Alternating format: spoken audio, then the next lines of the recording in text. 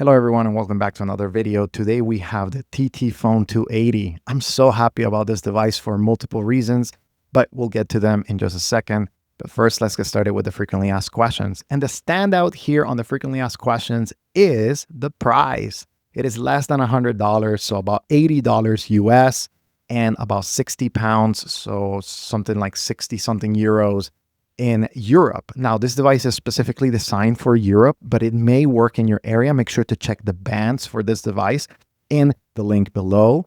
And of course, is going to work most likely in Canada as well. So Canadians, take a look into this device. You may be able to get this device to work in your area.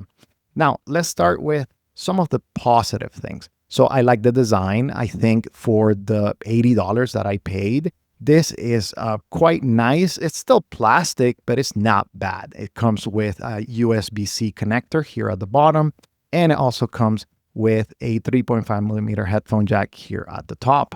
Those things are very much appreciated, and I like that. It has volume rockers and a lock button. The lock button by default only works with the default applications. You will have to customize it with something like Keymapper if you decide to change the launcher, which I will showcase to you in just a second.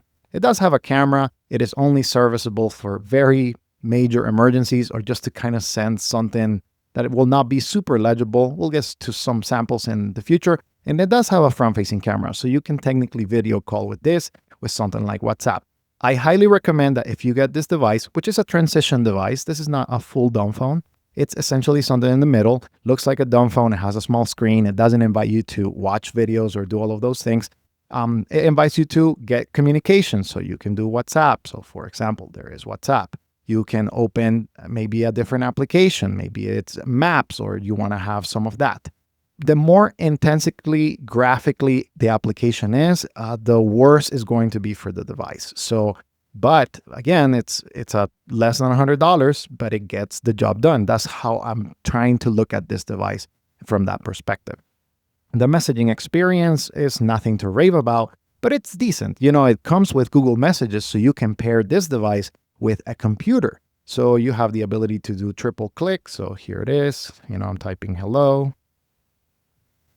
And you are able to also change some of the different keyboards. There is a key here or a part in the UI that you can change the keyboard. I have installed traditional T9, which is my preferred T9 engine. And you can also do Google voice typing. So if you want to do voice typing, you have the ability to get anything that you need to get in there. And it's going to also work with different languages because Google Voice has a lot of languages available.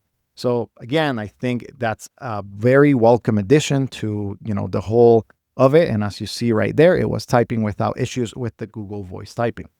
Now let's, I think I typed too much. So let's just go back to the big icons. Now, there are some other positives. Like, for example, I think that it runs smoothly most of the time. And it comes with the niceties, right? Like, it comes Play Store certified by their partner, which is a big deal. You have the Play Store certification, so you don't have a lot of issues when it comes to compatibility. Only the hardware, right? Like, so the hardware is a little bit limited, so you're not going to be running games on this or maybe watching Netflix or YouTube on these things. It's a device for communication purposes. There are three major drawbacks that I think it's something to consider when it comes to this device. The first one is that there's no D-pad, so you cannot navigate with this device, the UI, without having to use the touchscreen. Now, this is something that cannot be fixed because the hardware is already set, but maybe for a future version, as this device gets successful because of its price and availability and also the ability to be a transition device, I think maybe a version 2.0, a year or 2 years from now, we'll be able to do these things. But that is one thing to consider. If you do not want to use the touchscreen all the time because it is a little bit smaller and, it doesn't have all of the things, then I highly recommend that you don't get it.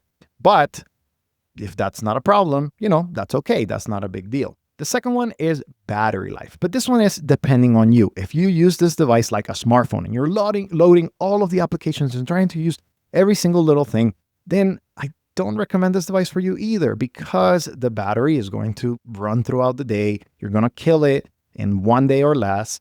But if you're trying to use it only for communications, the sporadic Google Maps, just for the basics, then this device is going to last up to 2 days. So that is a little bit better. that. Now, the third major drawback, this is also fixable and it also depends with your usage, is how much you care about security and privacy. So the device does come Google Play certified, which is a good thing when it comes to the standards of Google Play privacy. So it's not hacked or loaded after the fact, is loaded with the device, which is a very big improvement. But how much of Google do you want in your life? Now, this is fixable because you can delete all of those apps. You can start, go with ADB and customize it to your liking, delete the browser, delete the Play Store, delete Google Maps, and install applications that respect your privacy. So it just depends on what kind of convenience do you want to have. I think the device for less than $100 is my ideal recommendation for those of you who are looking or were looking at a Cat S22. If you were looking at a flip phone that had all of these different apps, this is the device for you. It has an updated version of Android. It's good when it comes to the transitions, and it allows you to run most of the basic apps and replace them according to your liking. So for example, it does have a calendar, but this one doesn't sync automatically with all of your accounts. So what would I do is I would load Google Calendar or whatever calendar of choice that you want, and you're going to be able to sync your accounts more easily. Now, there are things to sync. You can sync with this default calendar, but I recommend that you use a completely different one. You load it via the application store. The experience overall has been great. The communication with the company also has been great. They're taking all of the feedback and making improvements.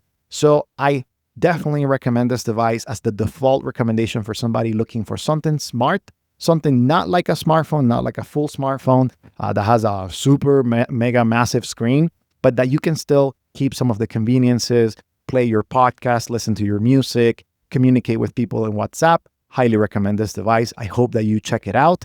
And I hope that the company continues to improve it, continues to listen, and eventually, they will make even better devices than this one. Thank you for watching this video. If you have any questions about this device or any of the other devices that I have reviewed, make sure to put them in the comments below, and I'll be interacting with you guys. See you next time.